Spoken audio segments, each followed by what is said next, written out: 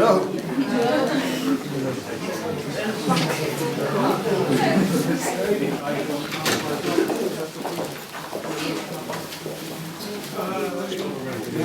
hello everybody, how are we doing? Fine. Yes, if I speak like this, do you understand me? Yes. Do you want me to introduce this person to you? Yeah. You all know Juan Potro. I think nobody knows.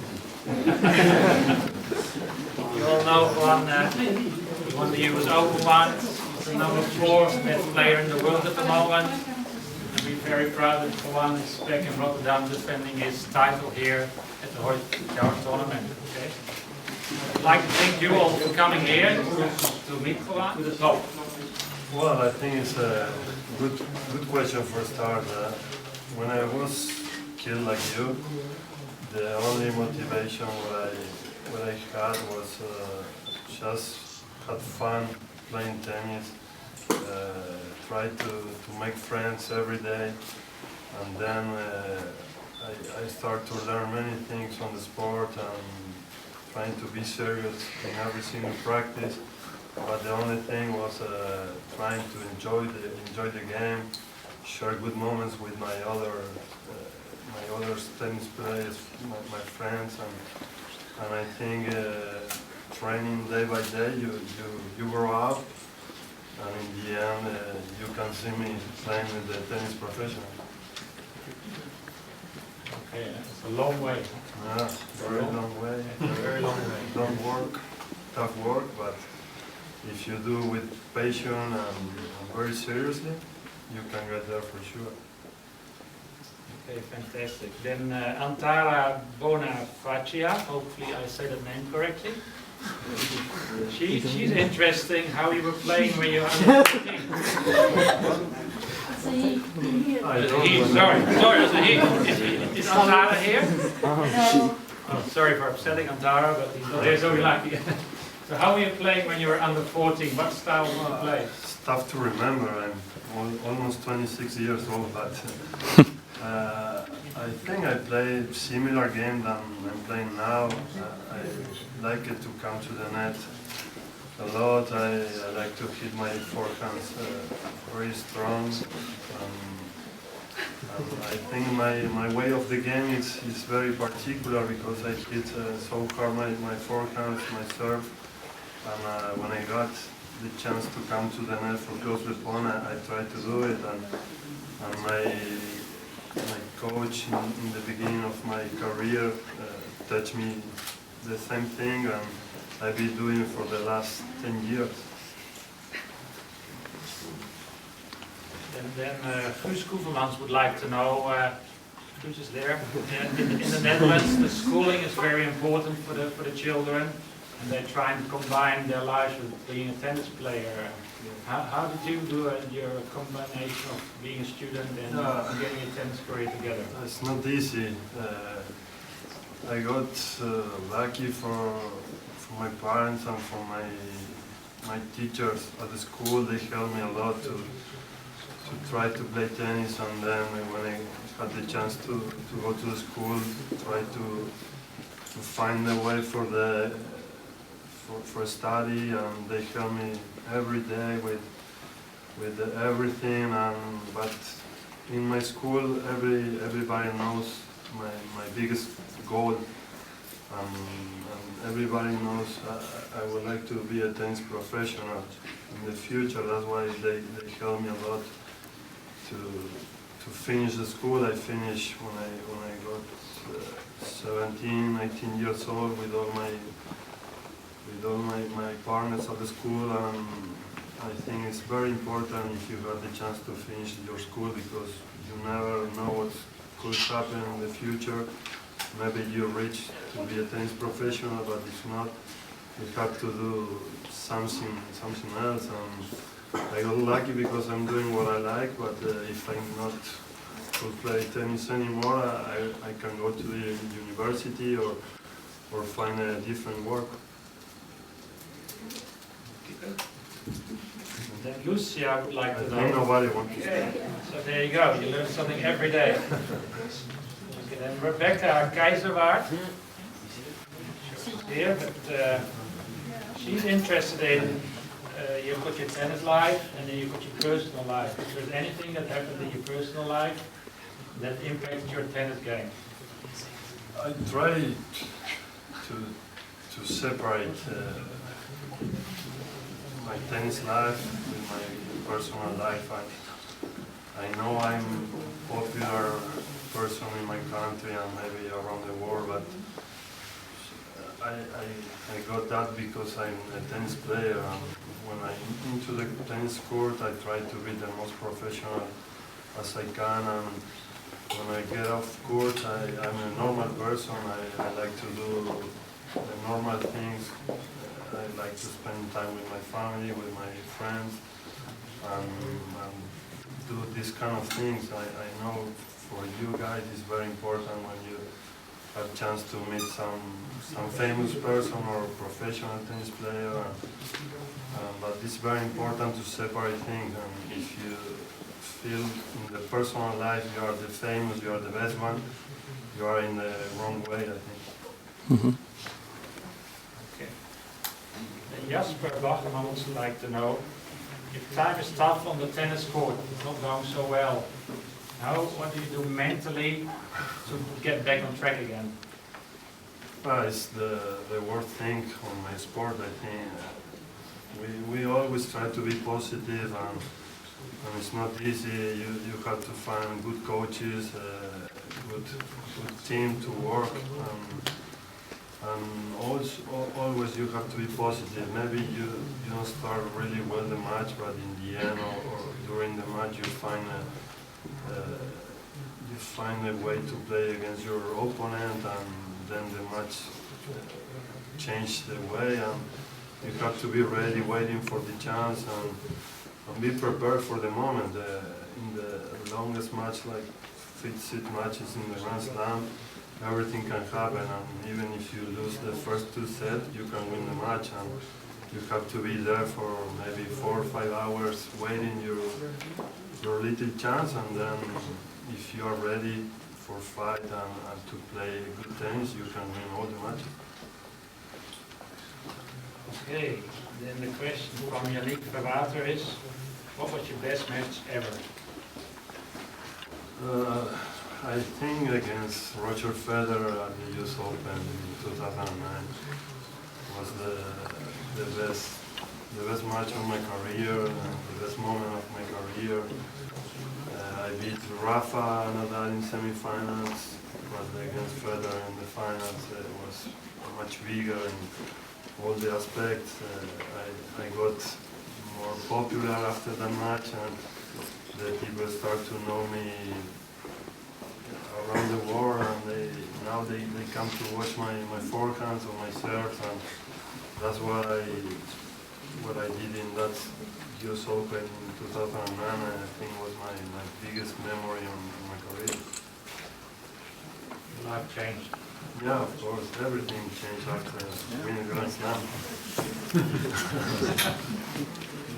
Okay, then San would like to know if you could replay a match, so a not so good match, which one would that be? I would like to play against Djokovic at the Wimbledon. Last year I lost the semi-finals against him in the 5th set after 5 hours match, and I got so sad because I was fighting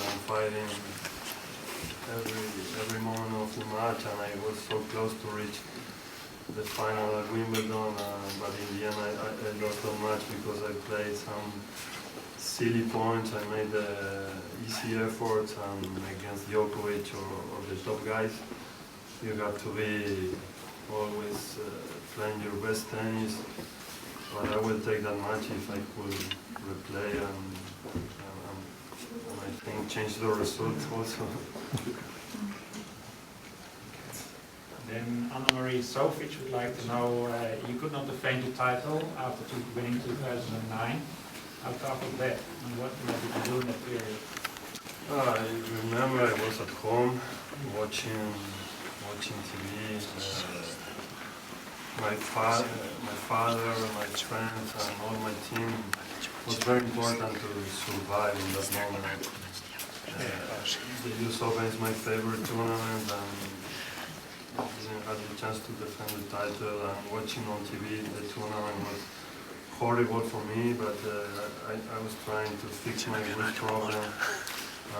They give me the best energy to come back on sports, and I know I will play the US Open a few more times in the future.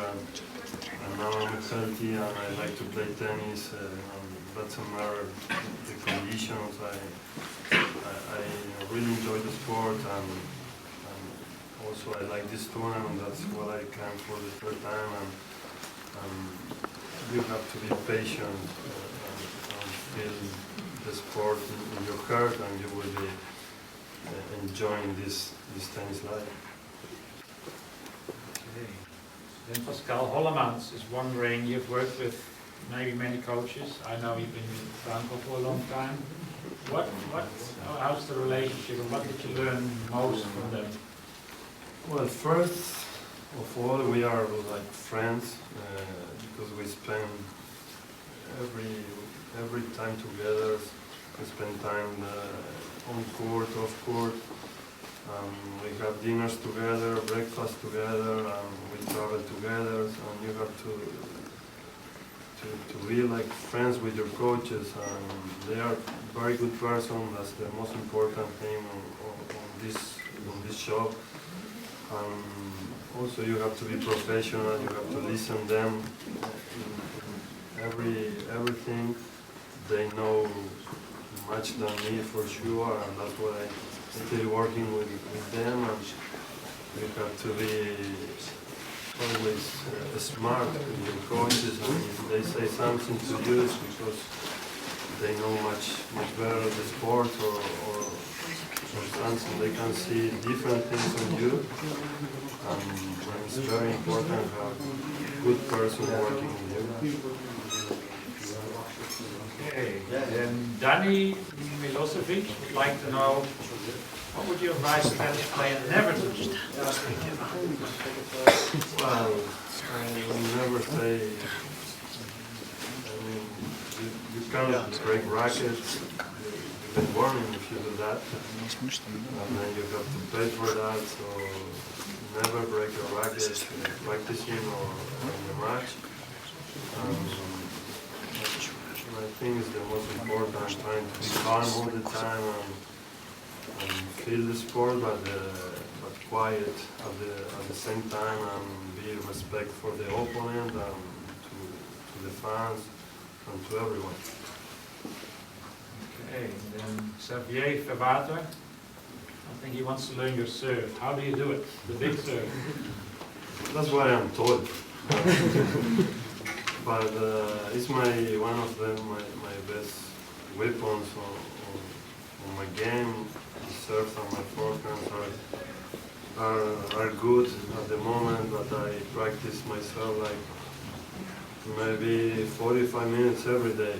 I serve a lot in every practice, and I still believe I can improve myself day by day, and that's important. If you feel your game can improve, it's a good signal to keep motivated and keep training and keep improving. Okay, and Thijs Schaarlekamp, all nice Dutch names, Yeah. would like to know how many rackets you use and how many you take with you on the court. Well, we use a lot of rackets. We change the tension, we change grips, and most of the players use between 6 and 8 rackets during a tournament. But when I was a kid like you, I only got 1 or 2. It was enough to start to play tennis. Okay, then Britt Verbeek, if you could change a rule in tennis, would you like to change one?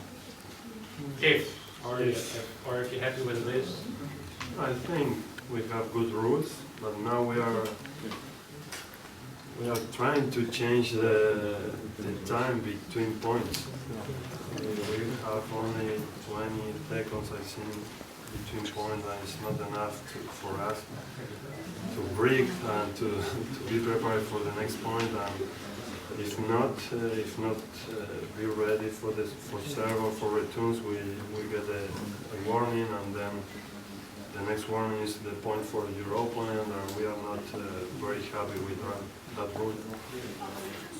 Especially in Australia, it's very Yeah, hot in the Grand Slam is the same rule for all the tournament, and playing 5 sets. Okay, and Daniel today is wondering if with Hawkeye in the future there will be no umpires anymore. No, I think the umpire is good to have. If not, you can fight with your opponent. But the Hawkeye it works really well for us. Sometimes we serve too fast, and the linemen cannot watch the ball, and the Hawkeye helps to everyone to keep playing on the fair play. Then Dominique Tavares would like to know, it's a bit of a tricky question because you're already number 4 yourself, but is there still someone on the tour that you look up against, or that you...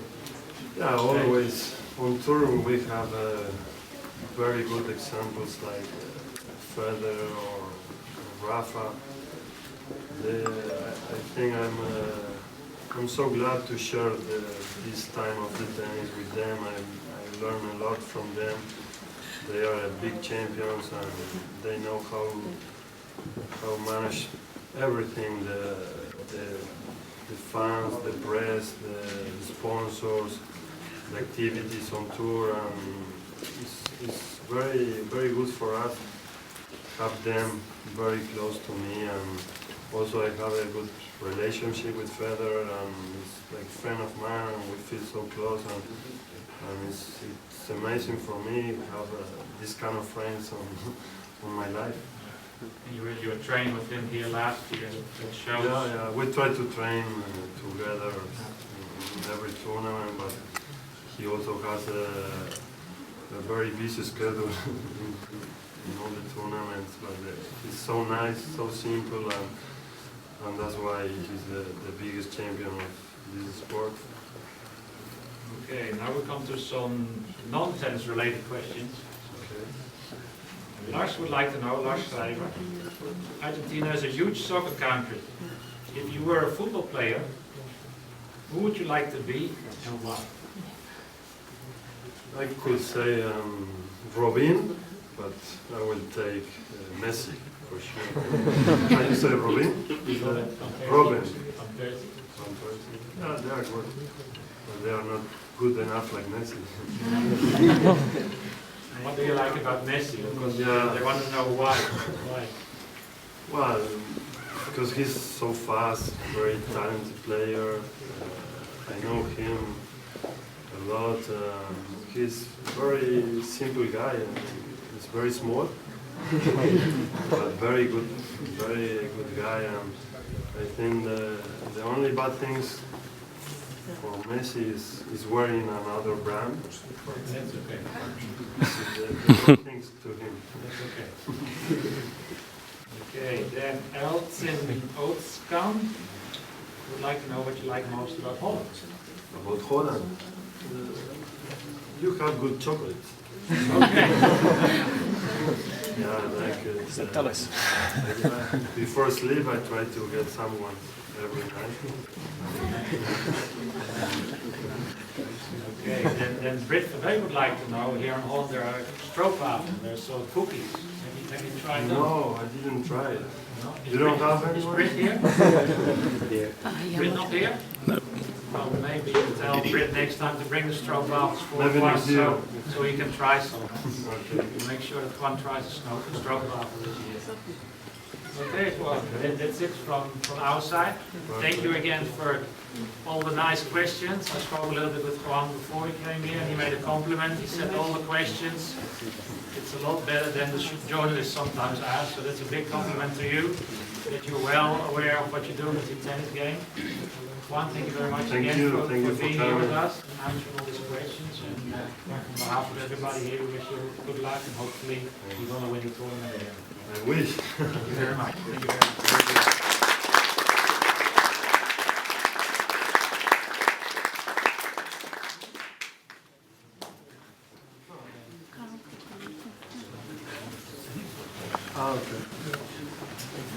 Nunca faz mais. Começa a falar de melhor. Do a group picture maybe with Juan or the children?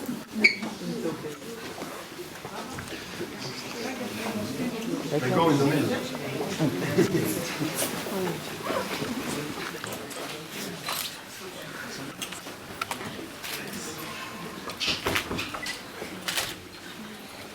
Okay. One more smile. Smile. Funny photo. Let's wave some arms. Ja, handen in de lucht, handen in de lucht. That's it.